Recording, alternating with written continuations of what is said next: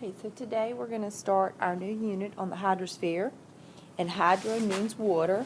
Sphere is just, a rounded circular three-dimensional shape. And so we're talking about the Earth as the water planet here, where we get its name, the hydrosphere, because water plays a very important role in why we have life on Earth. The other important reason is we have oxygen in our atmosphere. But we're going to focus on the importance of water in this unit. And we're going to begin by reviewing the water cycle, which is something you should be very familiar with. And we're on page 136 in your notebook.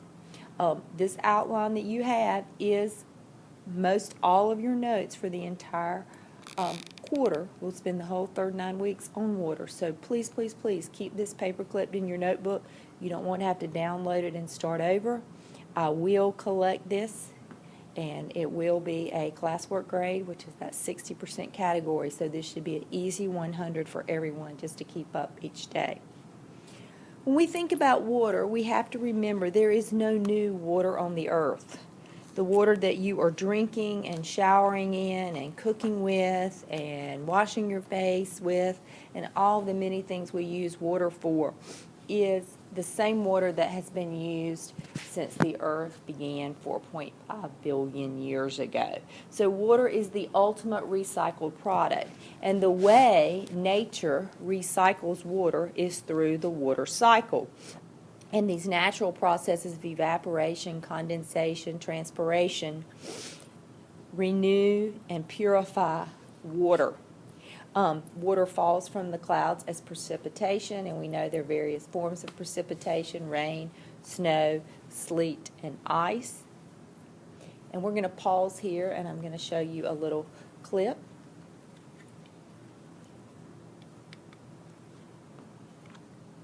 We know that the water can be absorbed into the soil as it falls as precipitation.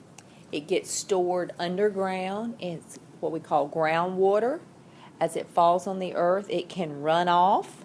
And so that's the importance of trees and grasses and other shrubs, is to keep water from running off.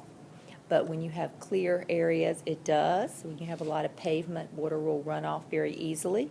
And water is always going to run to the lowest point, which is going to be streams, rivers, creeks, and then eventually it's going to end up back in the ocean. Okay, through heating, it evaporates back in the clouds. Once it's in the clouds, water in the gaseous form, vapor, can then be changed back into liquid water. That process is known as condensation. It can fall again as rain, or we also know it as dew on the grass. If you've ever stepped out on a spring morning in sandals, you know that your feet get wet because of the dew. That's condensation. Plants can transpire extra water out through their stomata, and that can put water back into the air. It can also, we also have water stored in the frozen form in the polar ice cap. But this process continues over and over and over again, each time cleaning and renewing the water. And that's where our video 1 is going to stop.